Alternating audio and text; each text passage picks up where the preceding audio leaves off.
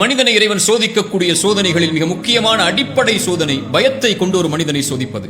நஷ்டம் ஏற்படும் போதோ, இழப்புகள் ஏற்படும் போதோ, தோல்விகள் ஏற்படும் போதோ முதலாவது அவனுடைய உள்ளத்தில் வருவது பயம்.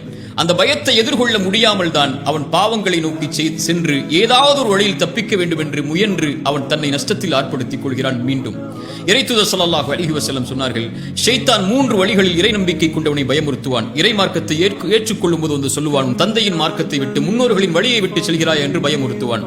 இறைவனுடைய வழியில் இறைவனை வணங்கக்கூடிய மக்கள் இருக்கக்கூடிய ஊரை நோக்கி ஹிஜ்ரத்தை மேற்கொள்ளும் போது வந்து சொல்லுவான், உன் ஊரை விட்டு செல்வத்தை விட்டு பிரிந்து செல்கிறாயா என்று பயமுறுத்துவான்.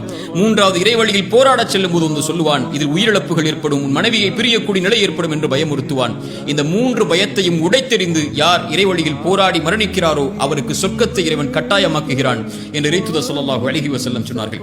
சோதனைகளின் போது, கஷ்டங்களின் போது, இருள்களின் போது ஏற்படக்கூடிய பயம்தான் ஒரு மனிதனை நிலை தடுமாறச் செய்கிறது.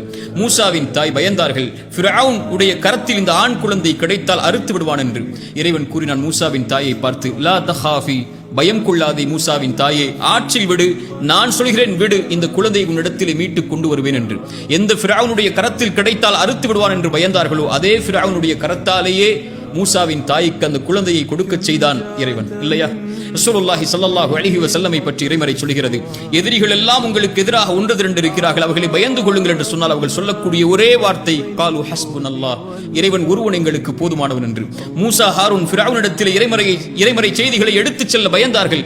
இறைவன் சொன்னான், லா தஹாஃபா, பயம் கொள்ளாதீர்கள் மூசா ஹாரூன், உங்களோடு கேட்பவனாக பார்ப்பவனாக இறைவன் இருக்கிறான் எடுத்து சொன்னார்கள். ஆனால் ஒன்றை மறந்து விடாதீர்கள், அதுதான் நம்முடைய வாழ்வில் ஏற்படக்கூடிய பயத்திற்கும் மருந்து. வலா தனியா ஃபீ ذிக்ரி, என் நினைவிலிருந்து விலகி விடாதீர்கள் ஒரு காலம். என்னை பயப்படுங்கள், இந்த உலகமெல்லாம் உங்களை பயப்படும். என்னை பயப்படாமல் உலக காரியங்களையும் வஸ்துக்களையும் எதிர்காலத்தையும் நஷ்டங்களையும் இழப்புகளையும் பயந்து கொண்டிருந்தால், என்னை மறந்து விட்டால் உங்களுடைய வாழ்வு முழுக்க இருளாலேயே சூடப்படும். இறைவனை பயப்படுபவர்களுக்கு எல்லா வழிகளும் எளிதாகும், இறைவனை மறப்பவர்களுக்கு எல்லா வழிகளும் இறுக்கமாகும்.